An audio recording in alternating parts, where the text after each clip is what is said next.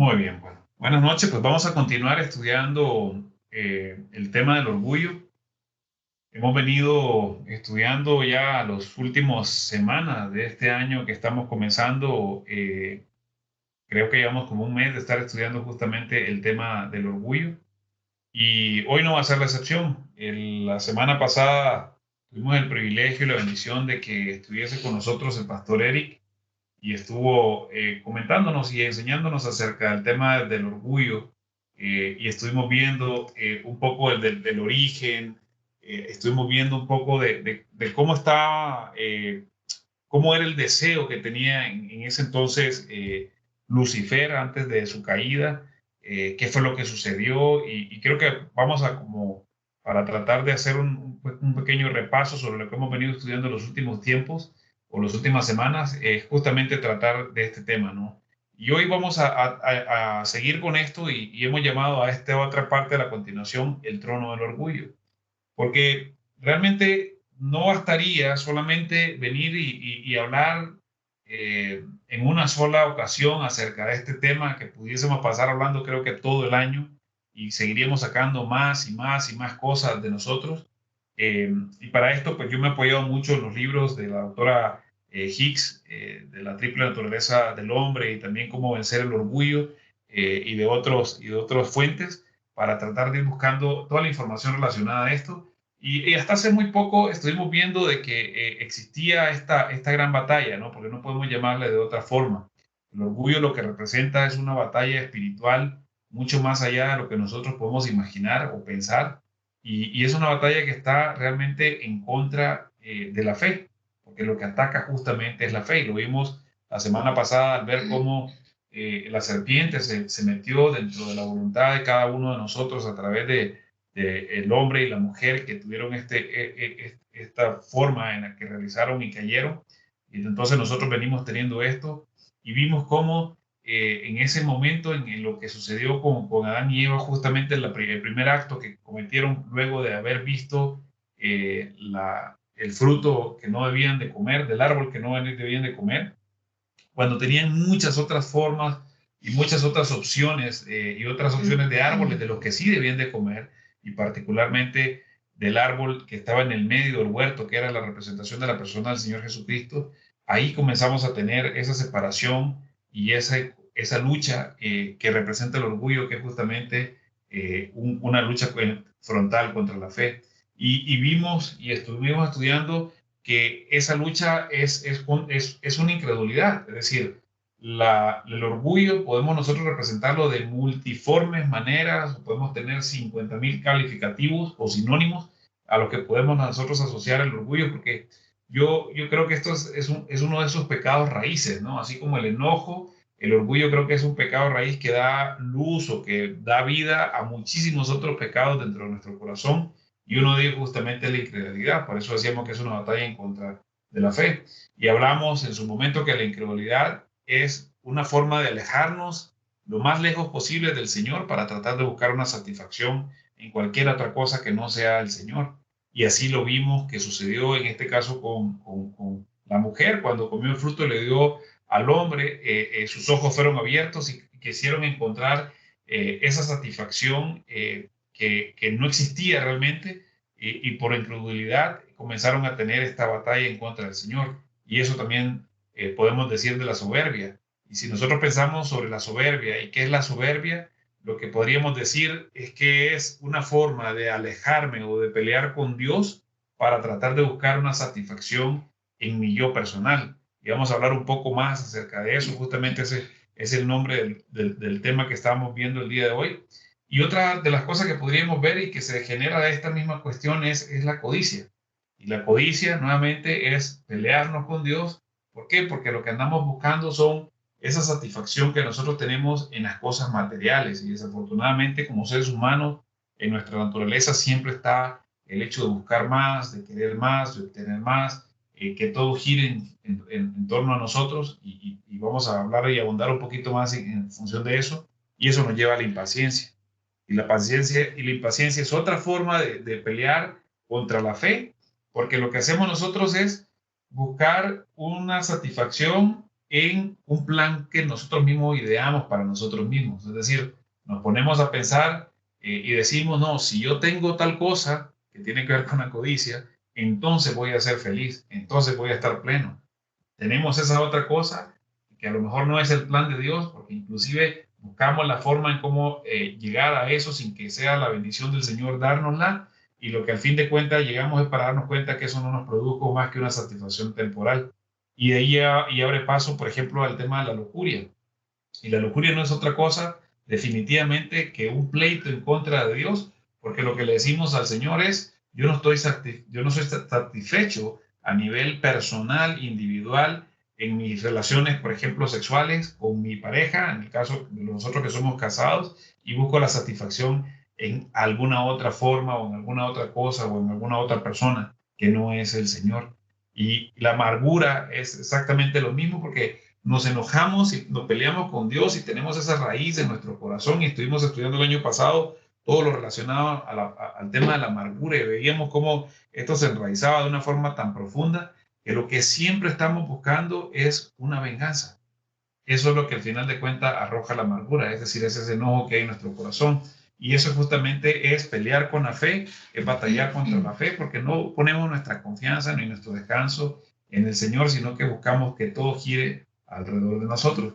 Lo que vimos ayer, la semana pasada, con el pastor Eric, pues justamente se trató de esto, ¿no? De esto que hablamos, de esos tipos de orgullos que habían de nuestro corazón, y hablábamos de estos tipos de orgullo, el orgullo de satisfacción, que es lo que acabamos de mencionar en cada una de las cosas que estamos hablando, que giran justamente en torno alrededor nuestro, el orgullo de satisfacción, y que decíamos que ese orgullo de satisfacción era a lo que todos nosotros queremos llegar, pero para eso lo primero que ocurre, tal cual pasó en el huerto del Edén, es que se nos revela algo, tenemos esa revelación, y ese es un orgullo de revelación de la manera en que nosotros vamos y vemos cómo estamos nosotros funcionando, o cómo quisiéramos nosotros ser satisfechos de alguna manera, y que no necesariamente es la manera del Señor.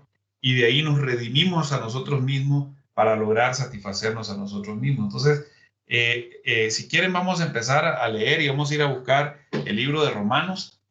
Vamos a ir a ver el capítulo 8 y vamos a buscar el versículo 7 y 8. Así que si alguien tiene su Biblia en mano, por favor me ayuda a leer Romanos 8, versículo 7 al 8, por favor.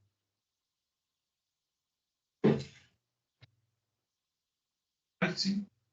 Por cuanto los designios de la carne son enemistad contra Dios, porque no se sujetan a la ley de Dios, ni tampoco pueden.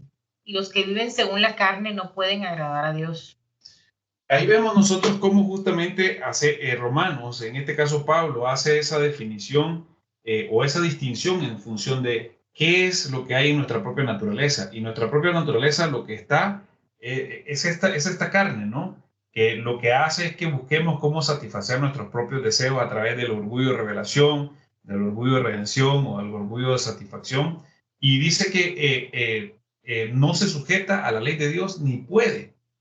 ¿Sí? Y los que dice, y los que vivamos según la carne, no podemos agradar a Dios. Pero entonces, si el mismo Pablo aquí dice que nosotros no podemos sujetar a la carne, entonces, ¿cómo es que nosotros podemos caminar en este camino siguiendo al Señor?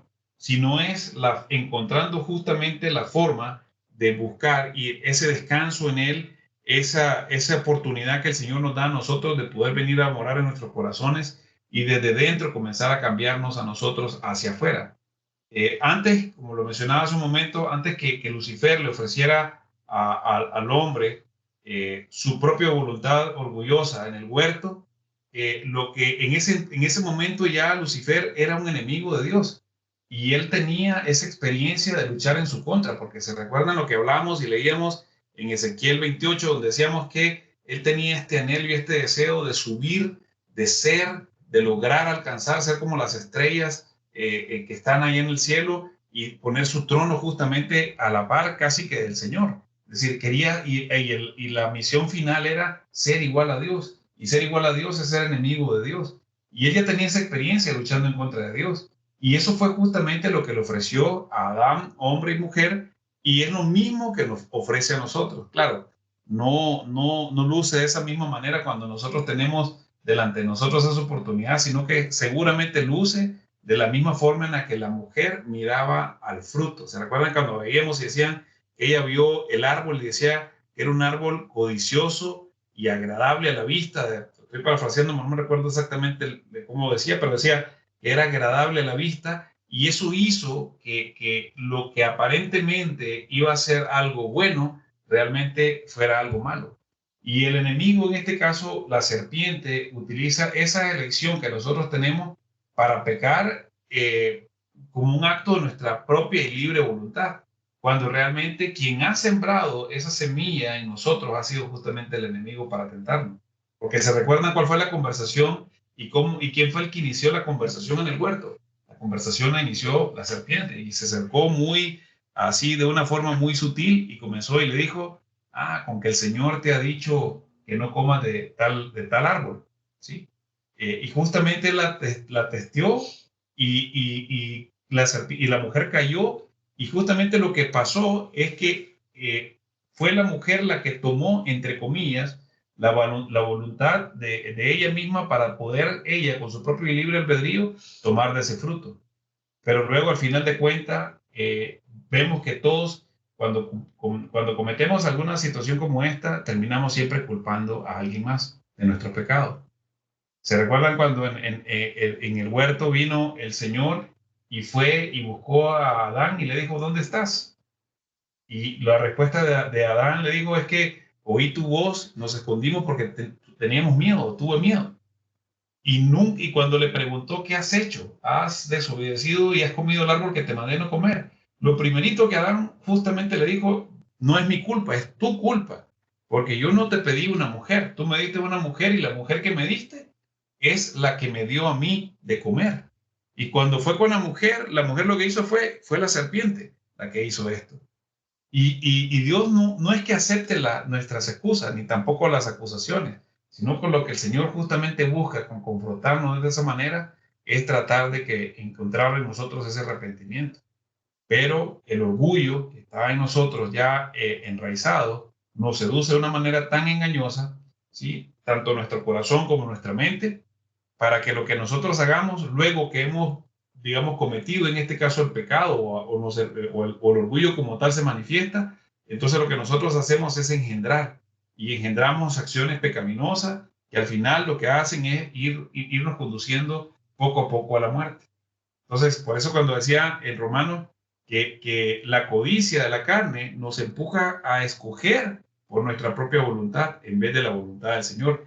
Y es importante que nosotros que estamos estudiando esto lo tengamos tan claro, porque al final es algo que nosotros decíamos al inicio, que la razón de estudiar y entender justamente todo esto, primeramente es ver la necesidad que nosotros tenemos del Señor para poder nosotros tener esa capacidad de poder entender y decir que necesitamos su ayuda y por tanto justamente poder de alguna forma comenzar a sujetar la carne como le fue dada esa orientación a Adán y a Eva en el principio, ¿sí? Entonces, haciendo ese repaso de lo que veíamos con el pastor Eric la semana pasada, nosotros vimos justamente ese orden en el cual la serpiente o Lucifer caído, el diablo, Satanás, serpiente, dragón, como nosotros queramos llamarle, lo que hizo fue tratar de trasladar su voluntad de querer ser igual a Dios y nos los trasladó a nosotros y nos hizo a nosotros ser cada uno de nosotros diosesitos, ¿sí? Nos hizo a nosotros el mismo Dios, ¿sí? ¿Por qué? Porque él lo que hizo, y en este cuadro lo podemos apreciar quizás de una forma más gráfica, cuando nosotros vimos que estaba Lucifer y tuvo esta grandiosa y genial idea de decir, yo subiré al cielo. O sea, esa fue la primera forma en la que dijo, yo voy a comenzar a ser como Dios, pero para eso tuvo esta revelación del qué, ¿sí? Que era subir al cielo. Luego dijo posteriormente, voy a levantar mi trono, porque él tuvo la revelación del cómo iba a lograr alcanzar su deseo para satisfacerse y ser igual a Dios. Y al final de cuentas, la satisfacción que él estaba tratando de buscar era ser semejante al Altísimo.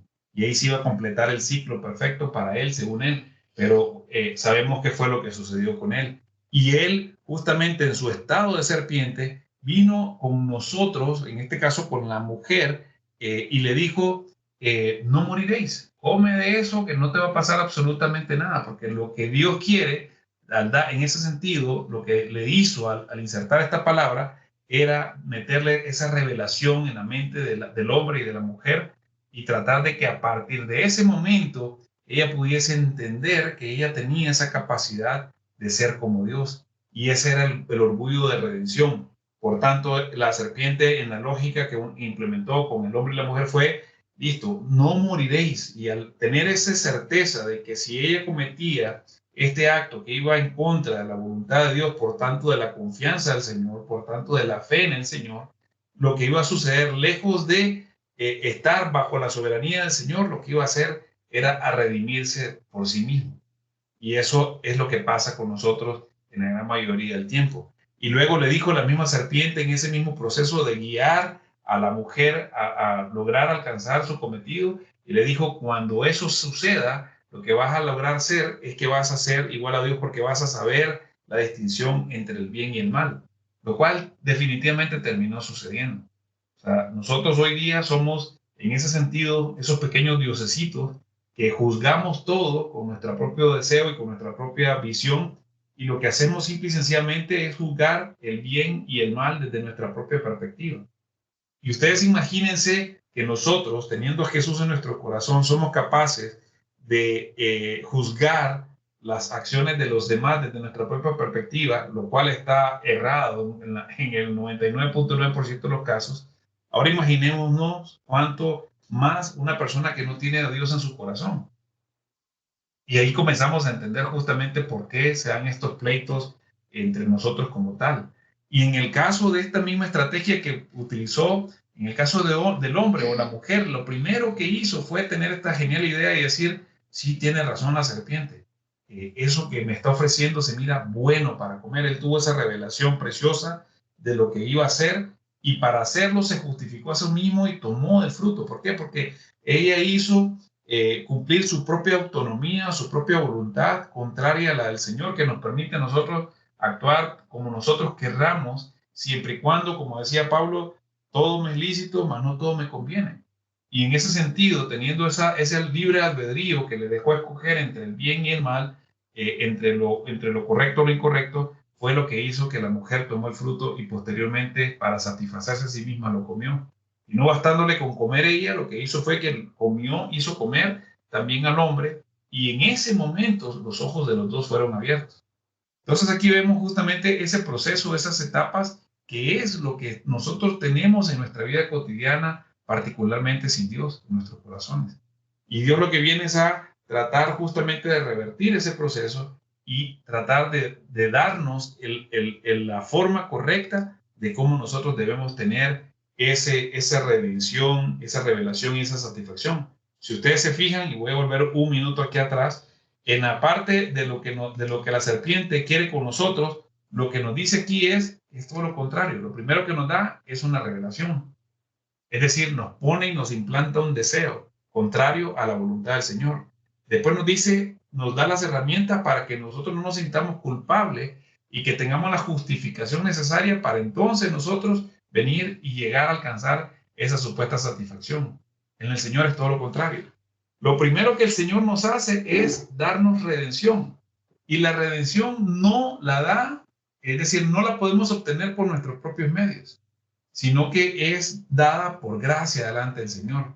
Y lo que hace hoy día es trasladarnos de las tinieblas a la luz. ¿Y cómo lo hace? Ofreciéndonos redención. ¿Y qué cosa es redención? Es una justificación en este sentido, pagando por nosotros Él el precio de la sentencia que estaba puesta para con nosotros. Él la tomó y la paga. Y es cuando nosotros comenzamos y llegamos, cada uno de nosotros, a los pies del Señor Jesucristo, y obtenemos nosotros ese perdón, obtenemos su sangre, obtenemos el bautismo en el Espíritu Santo, obtenemos el bautismo en las aguas de su nombre. Y esa es la nueva vida que comienza a darnos.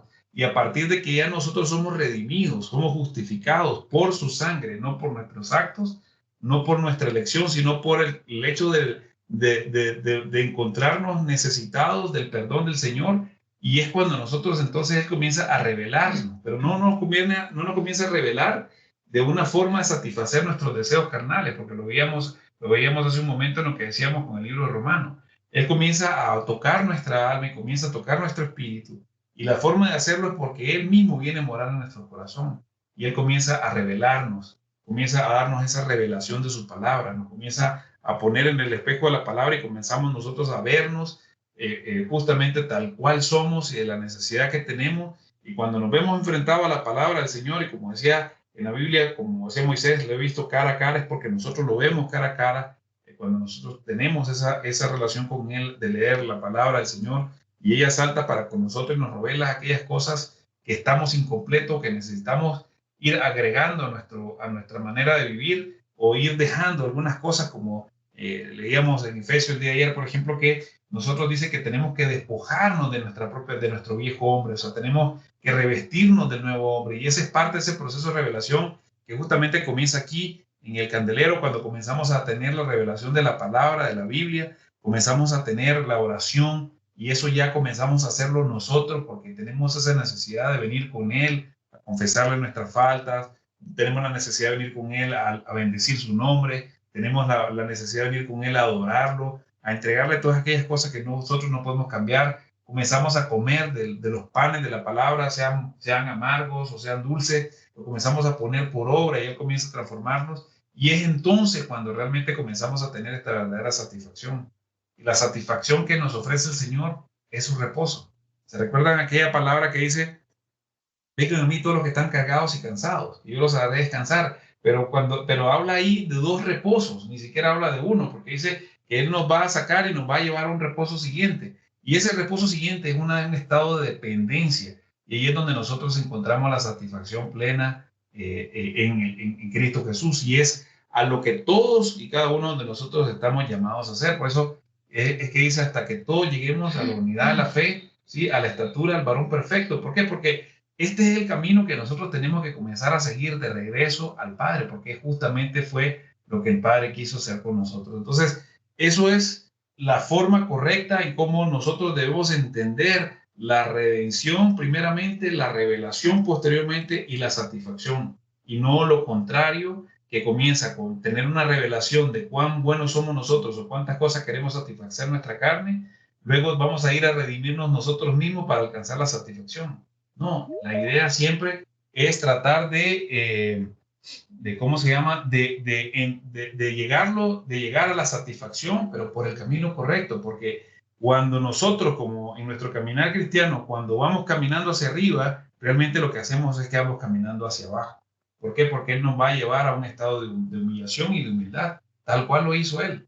Recuerda que cuando Él dice que Él se humilló a sí mismo siendo Dios y se hizo igual a nosotros. Y esa fue una de las más grandes actos de humildad que Él hizo para venir y ser iguales que nosotros, dejando su gloria en el cielo para venir y estar exactamente con nosotros. No sé si hasta aquí tienen alguna duda, consulta, pregunta para seguir adelante. Muy bien. Entonces, seguimos viendo esto y estamos viendo entonces que justamente la misericordia del Señor es tan grande con nosotros que a nosotros nos permite que aún con todos esos deseos estrofiados que nosotros que tenemos en nuestra mente, que nacen de nuestro propio corazón, aún contrarios a su voluntad, Él lo que hace es utilizar esa misma materia prima y lo usa como un trampolín para venirnos y traernos de regreso. ¿Y por qué me atrevo a decir eso? Porque igualmente lo hemos visto, digamos, en muchas partes de la Biblia. Por ejemplo, ¿se recuerdan cuando el pueblo de Egipto salió de Israel? Perdón, el pueblo de Israel salió de Egipto. Cuando él salió de Egipto, él dice que él venía con todas sus cosas. De hecho, trajeron de Egipto cosas que le regalaron como oro, plata, piedras preciosas y todas esas cosas que al final de cuentas representan en cierta manera esas actitudes que también nosotros tenemos, y es exactamente lo mismo que hace el Señor. Nosotros cuando llegamos al Señor no es que venimos limpios y puros, sino que es todo lo contrario, venimos con toda esa carnalidad, esa mundalidad que nosotros tenemos, y Él utiliza esa misma materia prima, por decirlo de alguna manera, para tratar de corregir nuestra forma de vivir y enseñarnos cómo entregarle esa supuesta independencia, ¿sí? Y la corrupción de nuestros deseos porque lo que nos hace ver es que la única cosa que nosotros encontramos con eso es que nos causan dolor, ¿sí? ¿Por qué? Porque no hay, en las cosas que son contrarias al Señor, no hay ni bendición eterna, ¿sí? Pero tampoco hay felicidad permanente fuera de la voluntad del Señor. Es decir, todo es temporal. ¿Por qué? Porque si vamos a ver 2 Corintios 10, 3, 5, y si quieren yo lo voy a leer aquí, dice, pues aunque andábamos en la carne, no militamos según la carne, porque las armas de nuestra milicia no son carnales, sino dice que son poderosas en Dios para la destrucción de fortalezas. Y esa es una de las cosas que Él comienza a hacer, o sea, Él comienza a separarnos a nosotros y comienza a destruir esa fortaleza que nosotros tenemos en nuestra mente, en nuestra alma, en nuestro corazón.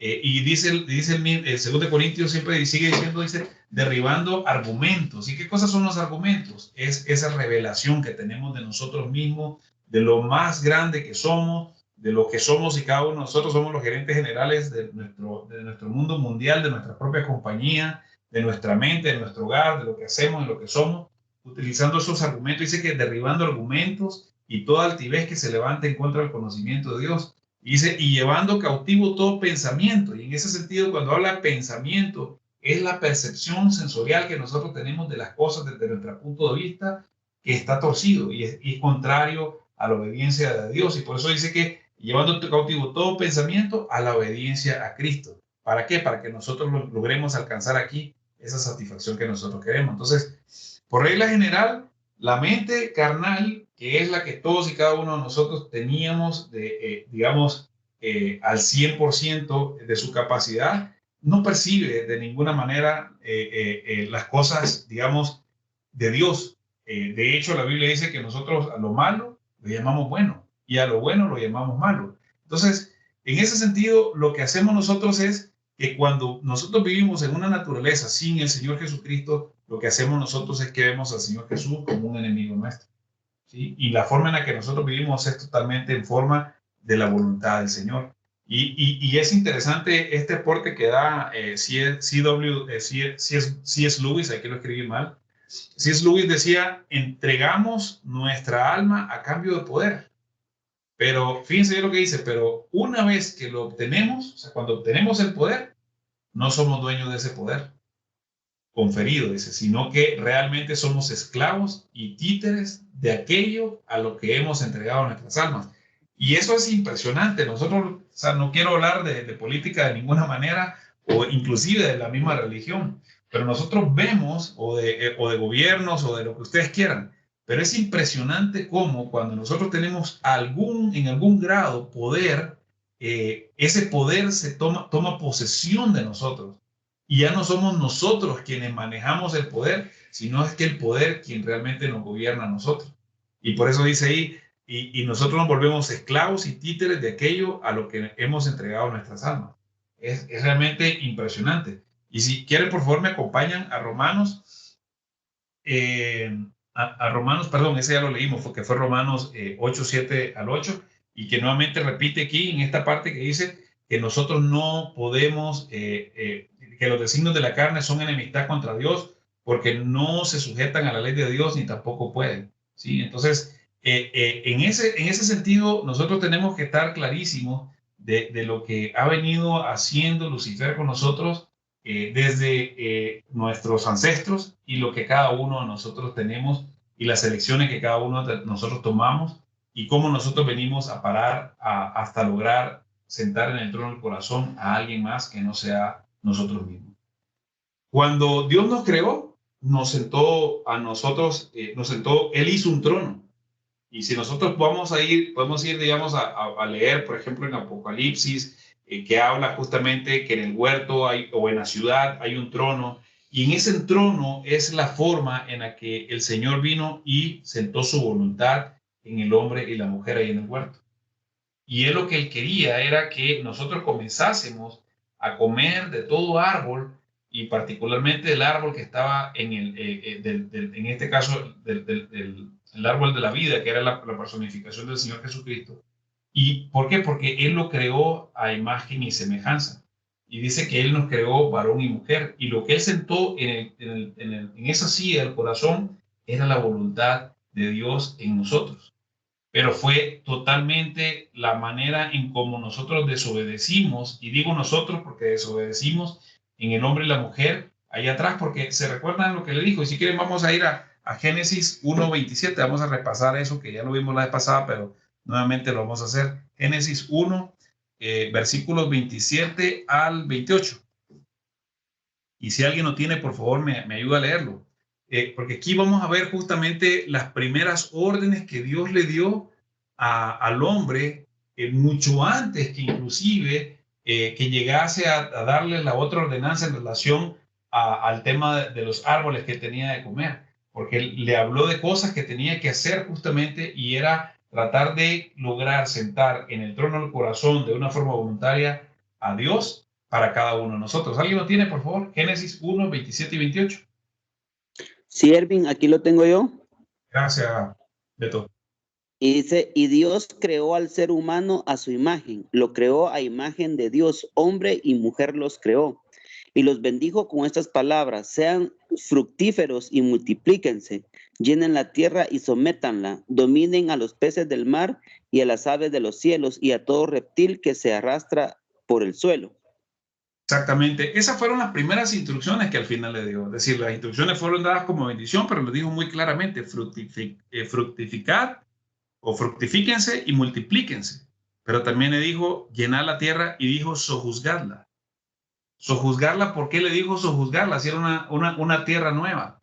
¿Por qué le dijo, por qué mencionó ahí la palabra sojuzgarla? Y la palabra sojuzgarla es conquistar, es subyugar, es hollar, es sujetar, ¿sí? Es someter. Y luego le dice la otra palabra, señorear. Señorear nuevamente viene siendo, la definición dice es pisotear, es dominar, mandar, señorear, tomar. ¿Por qué le dice sojuzgarla y señorear en los peces del mar, en las aves de los cielos y en toda bestia que se mueve en la tierra? Porque lo que estaba dándole el Señor eran instrucciones de la misma forma que nos hace con nosotros exactamente hoy día que hemos venido nuevamente a los pies del Señor Jesucristo. Esos mismos instrucciones que le dio al hombre, en este caso, al hombre y a la mujer, son los mismos instrucciones que nos da a nosotros también. A nosotros nos dicen sojuzgar, señorear, ¿sobre qué? Sobre la tierra de nuestro corazón, sobre los peces, ¿sí? Que son justamente estos pensamientos que nadan en nuestro corazón, sobre las aves, que son estos malos pensamientos que pueden hacer nido en nuestro corazón, sobre las bestias que se mueven sobre la tierra, que son representación de todas estas malas inclinaciones carnales que vienen sobre nuestra vida. Es exactamente lo mismo que hace con nosotros, y en ese sentido, hoy día que nosotros tenemos en nuestro corazón al Señor Jesús, nosotros todavía tenemos ese pleito que no tenían en ese momento, porque ahí no había nadie más sentado en la voluntad del hombre que el mismo Dios. Y lo que estaba justamente haciendo era, para que permaneciera Dios sentado en el trono del corazón, tenían que hacer estas cosas, ¿sí? Pero al final le terminó dando otras instrucciones, que fue cuando le dijo, de todo árbol del huerto podrás comer, mas del árbol de la ciencia del bien y el mal no comerás, porque el día que él comieres, ciertamente morirás. Pero le dijo de todo árbol del huerto, y le dice que en especial tenía que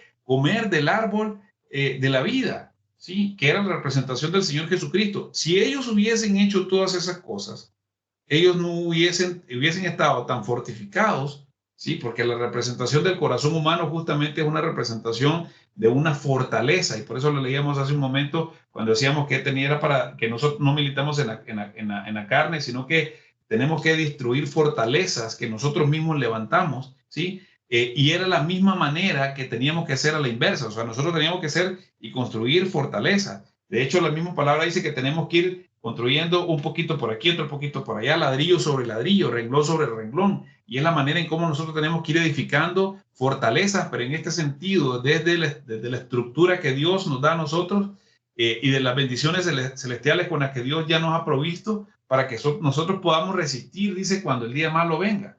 Porque nosotros vamos a estar firmes, y la única manera de estar firmes es teniendo toda esta estructura que Dios nos da a nosotros, o todas estas cosas que nos permite que nosotros podamos ser capaces de darnos a nosotros mismos una vez que hemos tenido a Dios en nuestro corazón. Pero aquí fue todo lo contrario, y ellos no hicieron ninguna de estas cosas, y por eso fue que vino justamente la serpiente. Y es lo que dice nuevamente Marcos, y ya sé que ya lo leímos en algún momento, pero vamos a ir a leer nuevamente Marcos 7, versículos 21 y 22. Si alguien lo tiene, por favor me ayuda a leer. Vamos a leer Marcos capítulo 7, versículos 21 y 22, para entender justamente qué es lo que tenemos nosotros en nuestro corazón. ¿Alguien, por favor? Juanito. O don Gamaliel. Adelante. 21. Sí, 21 y 22. Ok, gracias. La palabra de Dios dice, porque de adentro del corazón humano salen los malos pensamientos, la inmoralidad sexual, los robos, los homicidios, los adulterios, la avaricia, la maldad, el engaño, el libertinaje, la envidia, la calumnia, la arrogancia y la necedad. Todos estos males vienen de adentro y contaminan a la persona. Exactamente. Y es lo que comienza a salir y a chorrear del trono de nuestro corazón. Cuando en el inicio Dios no pensó que eso iba a ser así, pero Él nos dio la lección de que nosotros llenáramos y fructificáramos la tierra en nuestro corazón y nos multiplicáramos y sojuzgáramos la tierra en nuestro corazón. Pero no fue eso lo que hicimos, sino que todo lo contrario.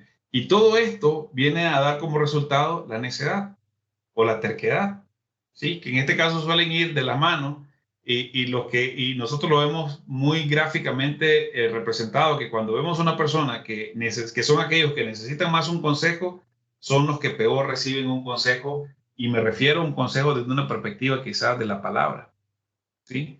Y si en ese sentido nosotros somos reyes o somos diosesitos sentados en el reino de nuestro propio corazón, vemos que nosotros no podemos ser dichosos a menos que no tengamos la sabiduría dada por Dios para poder llevar nuestra vida.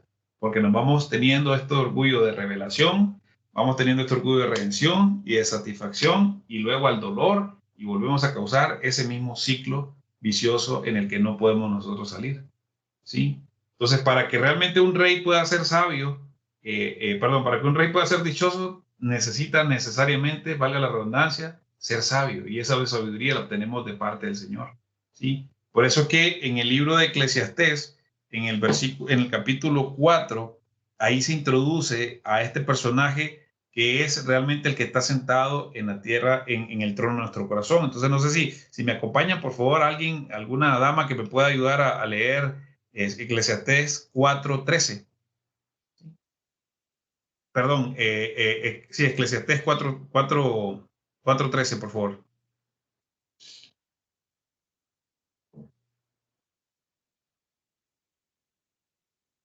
Vivian o Mari. 4:13. 4:13. Mejor es el muchacho pobre y sabio que el rey viejo y necio que no admite consejos. Exactamente, ese es el reflejo, la fotografía de nosotros mismos sentados en el trono de nuestro corazón. Dice la Biblia aquí, mejor es el muchacho. Cuando se refiere a la palabra muchacho, es un niño, es un polluelo, es decir, es alguien que tiene esa inocencia, ¿sí? Que lo caracteriza, y por eso dice aquí, mejor es un niño o un muchachito pobre y sabio, ¿sí? Que un rey viejo y necio que no admite consejos. Y eso somos la gran mayoría de nosotros sentados en la tierra de nuestro corazón. Pero lo que hacemos nosotros justamente es generar estos muros que vamos metiendo cada día, pero en este sentido lo hacemos de una forma totalmente adversa.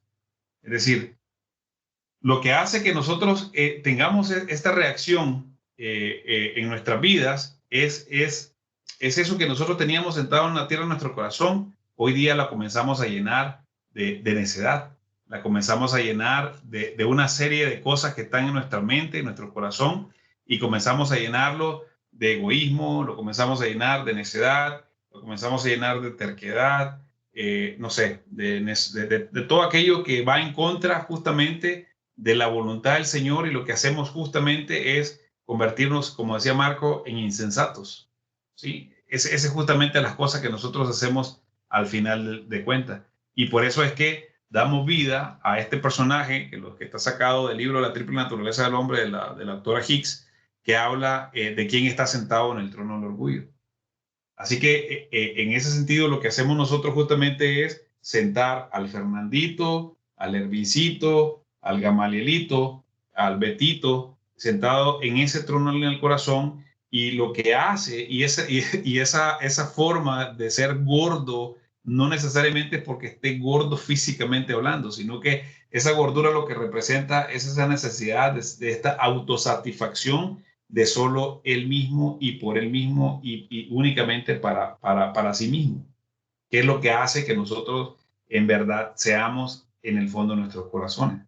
Porque cuando nosotros vemos el origen de las discusiones, por ejemplo, en el entorno del hogar, es porque yo me creo que primeramente que merezco más, ¿sí? Yo me creo que sé más, yo me creo que no merezco el trato que estoy recibiendo, no merezco, o sea, o no merezco que mi autoridad sea pisoteada, yo soy el que siempre tengo la razón, yo soy el que mando en la casa, o yo soy el que tomo las decisiones, yo no me equivoco, y si me equivoco es culpa tuya, no es culpa mía. Es decir, hacemos todo exactamente lo contrario a lo que Dios tiene pensado para nuestras vidas, y cuando nosotros lo venimos a pensar y nos vamos hacia atrás, venimos a hacer exactamente lo que Lucifer hizo y lo que la serpiente sembró en nuestro corazón para que nosotros hagamos. Entonces, si nos damos verdaderamente cuenta de lo grave del tema del orgullo en nuestra mente y en nuestro corazón, debemos tener total claridad que no vamos a estar en paz ni vamos a estar satisfechos mientras este personaje que está aquí, que es el yo de cada uno de nosotros, esté sentado en el trono del corazón. Y por eso que vemos que ahí que tenemos esa necesidad imperativa, esa necesidad inmediata de poder tener el orden correcto dado por Dios, que es la redención en Cristo Jesús a través de los pies de la cruz, para recibir perdón y salvación y volver, inclusive siendo ya salvos, venir recurrentemente a decirle: Señor, hoy me reconozco que fui egoísta, o que salió la estupidez en mi vida, o que me volví enojón, o que soy incrédulo porque desconfío de tu palabra, y yo necesito que me perdones y que traigo esta forma de ser en mi vida y que no me gusta de mí mismo, y te ruego que tú me cambies, que me ayudes, que lo reconozco que te necesito. Y ese es justamente el momento en el que realmente nosotros vamos a tener esa revelación dada por Dios, donde vamos a encontrar en sus palabras que el que dice que al que se humilla Dios lo exalta, el que dice que si nosotros confesamos nuestro pecado, Él es fiel y justo para perdonarnos, que Él dice que en Él nosotros tenemos esa complacencia para poder cumplir su palabra. Y vamos a ir, si quieren, vamos a leer un poquito del Salmo 119, donde podemos encontrar ese grado en el que estaba, en este caso el salmista, cuando él comienza a decir cosas que para nosotros cuesta mucho lograr hacerlo si somos honestos y conscientes de nuestra estatura espiritual en el Señor. Vamos a ver que es un poco complicado el hecho de llegar a ese nivel, pues, porque, por ejemplo, en este libro dice en el Salmo 119, en el versículo 5, dice: ojalá fuesen ordenados mis caminos para guardar tus estatutos. A ver, ¿qué persona que está sentada en su propio corazón va a querer decirle al Señor, o va a querer pedirle que alguien más le ordene sus propios caminos? Y aquí dice el salmista: ojalá fuesen ordenados mis caminos para guardar tus estatutos. Entonces no sería yo avergonzado. ¿Por qué? Porque él se reconoce en sí mismo esa necesidad que tiene del Señor, y él sabe que cuando actúa de esa manera, lo que trae es dolor y muerte a nuestra vida. A ver, cuando en un pleito de un hogar las personas terminan felices y contentas después que han dicho toda la grosería que tienen que decir? Al contrario, ¿sí? Entonces dice: entonces no sería avergonzado yo cuando atendiese a todos tus mandamientos, ¿sí? Veamos otro ejemplo de ese mismo capítulo. Dice: abre mis ojos y miraré las maravillas de tu ley. La única manera en que nosotros podemos tener nuestros ojos abiertos es cuando, luego de haber sido perdonados y haber tenido la redención, el Señor nos da esa revelación de su palabra. Y es ahí cuando realmente abre nuestros ojos y comenzamos, dice, a ver las maravillas de la ley, porque aunque puedan ser contrarias a nuestro propio deseo carnal, que lo es en la gran mayoría de las veces, nosotros nos damos cuenta que son maravillosas porque lo que hacen es obligarnos a nosotros a entregarnos y a morir nosotros mismos para poder tener una vida totalmente distinta, ¿sí? Y que solamente el Señor Jesucristo es ese que es capaz de destronar al yo, es decir, a mi persona que tengo sentada en el trono de mi corazón y que dice que yo mando, que yo sé más, que nadie más hay mejor que yo, ¿sí? Es decir, todo lo que nosotros queramos hacer y el único que es capaz de hacer eso es el Señor Jesucristo, ¿sí? Un último ejemplo más. En este caso del mismo Salmo 119, dice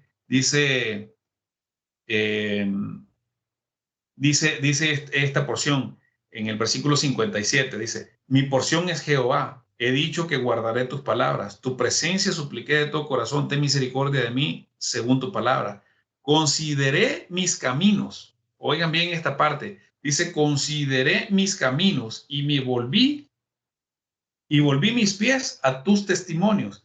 ¿Qué significa considerar? La palabra considerar es de alguna manera tener esta capacidad de pensar de qué es lo que yo estoy haciendo. Es decir, es tomar un alto. ¿Se recuerda cuando el hijo pródigo estaba comiendo la comida que le servían a los cerdos y él en algún momento dice que entró en sí? Es la misma palabra de considerar para lo que está escrito aquí. Es decir, él volvió en sí y dijo, ¿qué estoy haciendo?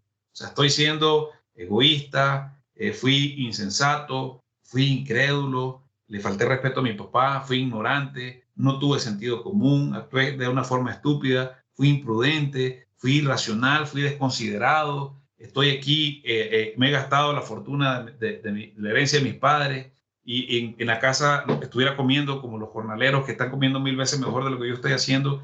Él consideró sus propios caminos, dice, y volvió sus pies a sus testimonios, a los testimonios del Señor.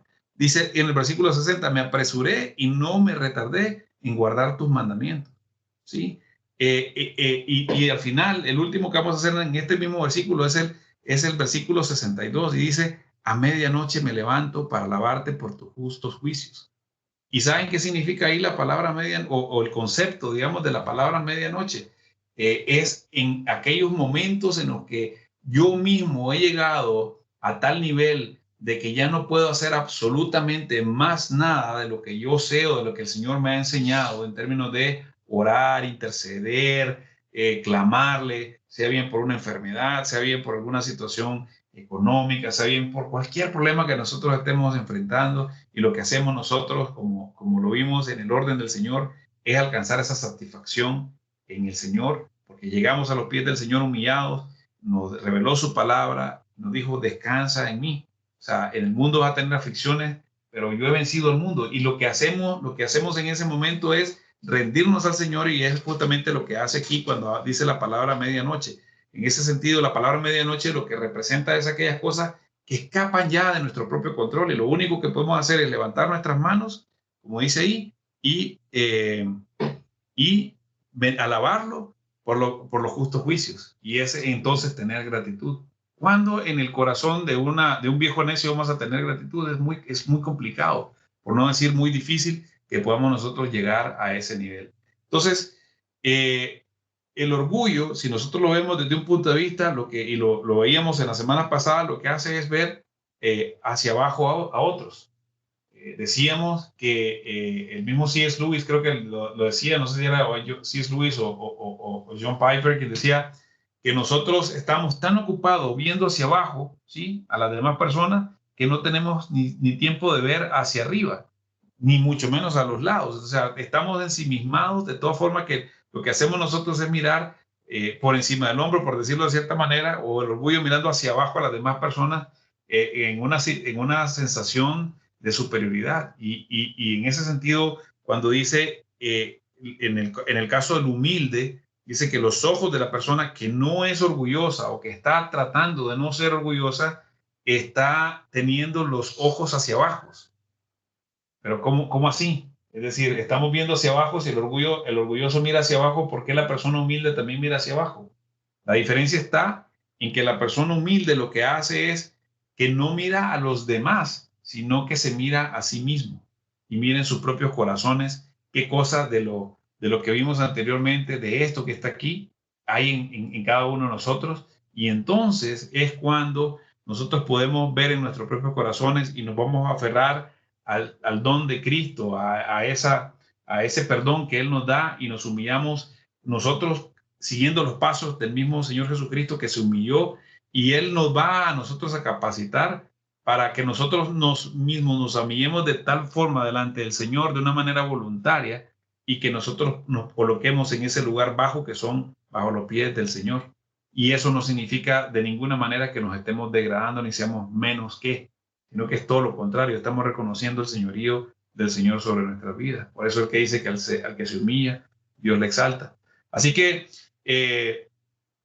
como hemos visto, el ataque que estamos teniendo al ser nosotros orgullosos es que estamos teniendo esta batalla en contra de la fe. Es una incredulidad que nosotros tenemos, pero la fe, cuando decimos aquí que nosotros tenemos fe, y es la fe la que tenemos que utilizar para batallar en contra del orgullo, es porque cuando nosotros admitimos a través de la fe la necesidad de la ayuda de Dios en nuestra vida, es cuando comenzamos nosotros a decir de nosotros mismos que queremos desprendernos de este viejo yo y queremos sentar en el trono del corazón al Señor. Y vayamos por favor al libro de Romanos para poder verlo de una forma gráfica. Esto en el libro de Romanos, en el capítulo 4, versículos 18-19, vamos a ver por qué dice que justamente la fe lo que admite es esa necesidad de que nosotros podamos pedir ayuda y poderla encontrar en el Señor. No sé si alguien tiene, por favor, Romanos 4, 18-19. Lo tengo, Erwin. Dale. Con toda esperanza, Abraham creyó y esperó, y de este modo llegó a ser padre de muchas naciones, tal como se le había dicho.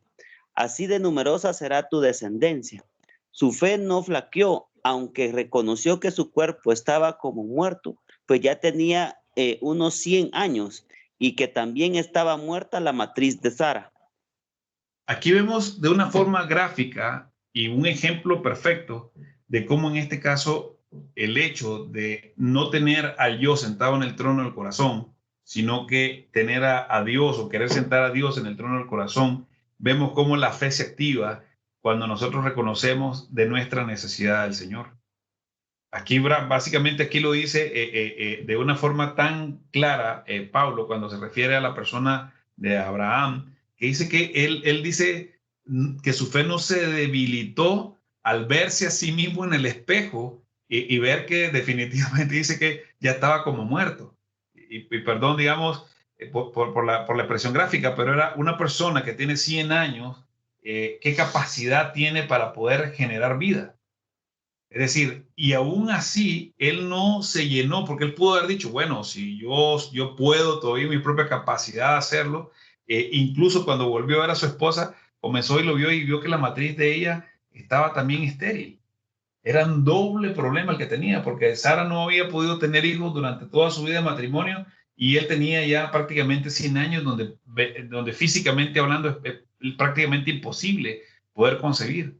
Y en ese momento lo que él hizo fue creerle al Señor, creer en esa necesidad que tenía él para poder, y dice que se le fue contada por justicia.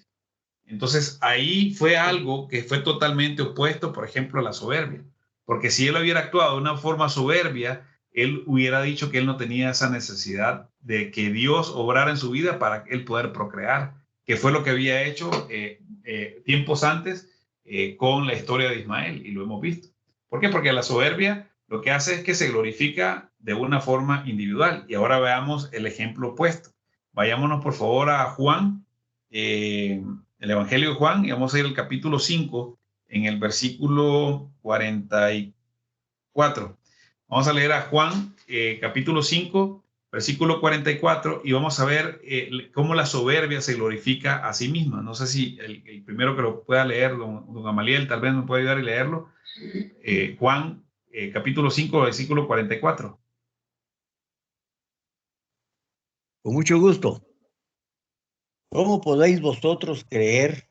Pues si recibís gloria los unos a los otros y no buscáis la gloria que viene del Dios único. ¿Se dan cuenta? Y esto podemos aplicarlo de las múltiples formas que nosotros querramos. Es decir, a veces nosotros somos expertos en darnos esa gloria a nosotros mismos, ¿sí? Por eso dice, ¿cómo ustedes pueden creer pues si reciben gloria los unos de los otros? Es algo totalmente absurdo, y lo que hace es aumentar la soberbia en nosotros mismos y nos glorificamos a nosotros mismos. La fe da gloria al Señor, y se recuerdan que lo vimos con el pastor Eric. Si quieren, vamos a releer este versículo que también lo leímos con el pastor Eric. Esto está en Jeremías, en el capítulo 13 y versículos 15 y 16. Juanito, si me ayudas, por favor, leyendo esto. Es Jeremías, capítulo 13, versículo 15 al versículo 16. Amén. Es Jeremías 13. Jeremías 13, 15, 16. Amén. Dice, escúchenme, préstenme atención, no sean soberbios, que el Señor mismo lo ha dicho. Glorifiquen al Señor, su Dios, antes de que haga venir la oscuridad y ustedes tropiecen contra los montes sombríos. Ustedes esperan la luz, pero Él la cambiará en densas tinieblas, la convertirá en profunda oscuridad. Amén. Amén. Entonces aquí vemos cómo nosotros, la fe también lo que produce es esa necesidad que nosotros tenemos de dar gloria a Dios y no quedarnos nosotros con la gloria que podemos nosotros tener.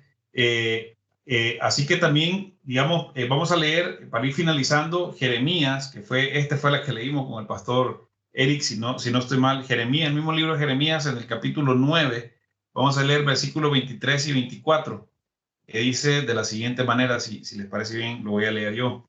Dice, así dijo Jehová, no se alabe el sabio en su sabiduría, ni en su valentía se alabe el valiente, ni el rico se alabe en sus riquezas. Mas alábese en esto el que se hubiere de alabar, en entenderme y conocerme, que yo soy Jehová, que hago misericordia, juicio y justicia en la tierra, porque estas cosas quiero, dice Jehová. Y veíamos y hacíamos mucho énfasis en ese sentido para que no quede duda de que cuando aquí habla en el versículo 24, la palabra alábese es la misma expresión que significa halal. Halal es la misma cosa que cuando nosotros decimos aleluya. Es cuando nosotros tenemos esa expresión interna en el que nosotros explotamos internamente, y la definición específica de la palabra halal dice que es ser claro, dice que es hacer un espectáculo, dice que es alardear, dice que es ser clamorosamente necio, pero en el buen sentido de la palabra.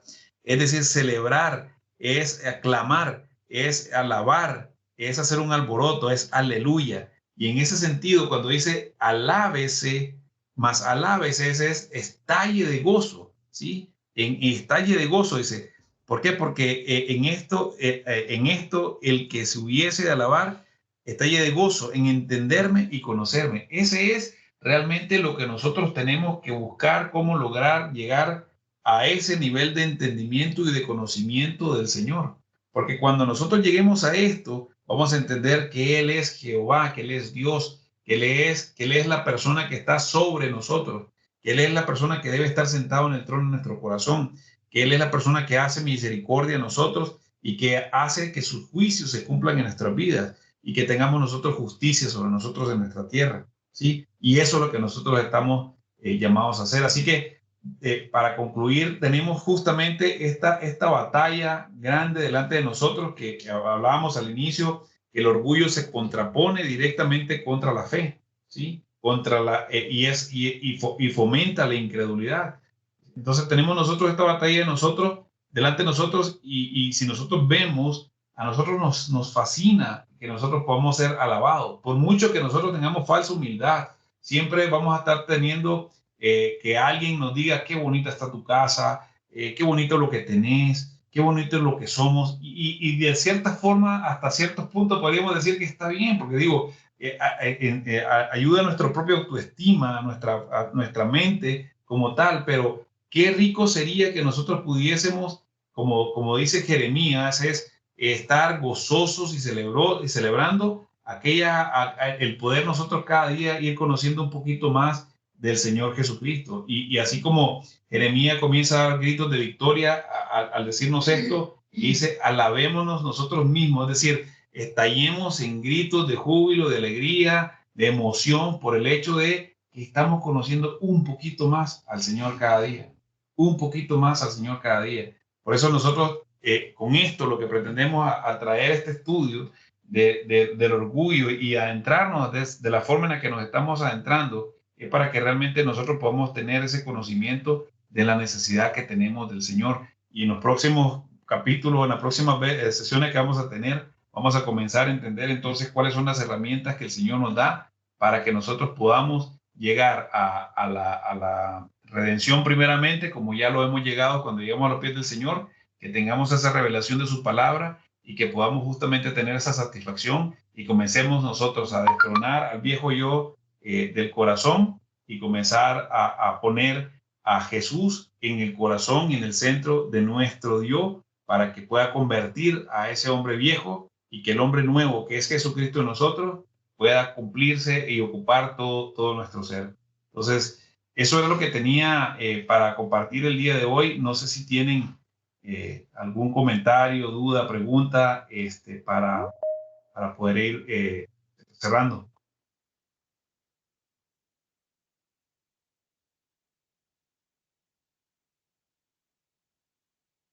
¿Siguen ahí todavía?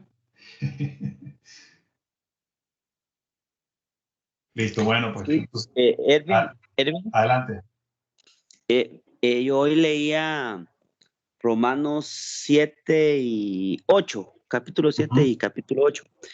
Y con lo que nos compartías hoy, realmente nosotros muchas veces buscamos, o creemos no ser orgullosos o no tener orgullo en nuestro corazón, pero, ¿cómo te diría yo? Pero la única forma de saber cuál es nuestro orgullo y cómo sacarlo de nuestro corazón, de nuestra mente, de donde pueda estar, es a través de tener al Espíritu Santo y el escudrimiento de la palabra y meditar en ella, ¿verdad? Exactamente, totalmente de acuerdo. Es lo único que nos va a confrontar. O sea, el Espíritu Santo nos confronta y nos lleva a toda verdad. Y la palabra es el espejo que dice que es como una espada de doble filo que penetra hasta lo más último de nosotros y nos parte. Es decir, y cuando nos parte es cuando realmente comienza a ver qué cosa nos puede doler o no. Sí, sí, porque cabal Pablo en Romanos dice, escribe que realmente lo que hacemos no hacemos lo bueno, sino que siempre buscamos hacer lo malo. Y esa es parte de nuestro orgullo, no querer rendir nuestra voluntad al Señor, ¿verdad? Porque cuando rendimos nuestra voluntad al Señor es porque hacemos lo bueno y el orgullo ya no existe en nuestro corazón por el rendimiento de nuestra voluntad al Señor, ¿verdad? Totalmente de acuerdo. Y es lo que decía al inicio el Señor en Génesis. ¿Se acuerdan cuando estábamos leyendo de que tenemos que sojuzgar la tierra en nuestro corazón? Porque se recuerdan cuando veíamos acerca del fruto del Espíritu Santo. Una de las claves que nosotros teníamos para poder dar frutos es permanecer. O sea, si nosotros permanecemos, ¿sí? Y estamos, alcanzando cierto grado de victoria en el sentido de permanecer en la búsqueda del Señor, meditar en su palabra, leer su palabra, tener comunión con Él. En esa misma medida es como el Señor se va a ir revelando a nosotros a través del candelero de su palabra, a través de la oración que nosotros vamos teniendo, y Él mismo nos va comenzando a señalar y nos va a decir: Erwin, estás actuando como ese viejo gordo necio, feo, de esta forma o de esta otra, y de esa misma manera lo que yo voy a comenzar a hacer es a verme hacia adentro de mí mismo y comenzar a decir: Señor, tengo que entregarte esto que está aquí no me gusta, me desagrada a mí mismo, esto no te bendice, esto va en contra de la fe. Pero si yo comienzo a dejar de un lado esto y hacerlo de una forma casi que ocasional o eventual, vamos a comenzar a regresar a retomar terreno que ya habíamos nosotros ganado. Y lo hablo desde mi propia perspectiva, desde mi propia, digamos, experiencia, ¿no? En la medida en que yo dejo y me comienzo a, decirlo así, a a relajar en las cosas del Señor, es cuando yo comienzan a saltar otra vez ciertas cosas que de alguna manera ya tenía el Señor sujetas o gobernadas en mi vida, y lo que nuevamente estoy haciendo es dándole permiso para que comiencen a saltar.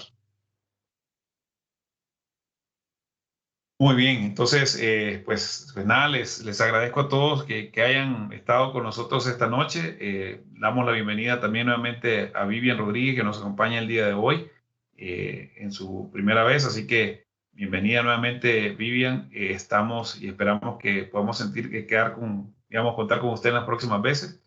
Y vamos a orar por las peticiones que tenemos cada uno de nosotros para cerrar la sesión del día de hoy.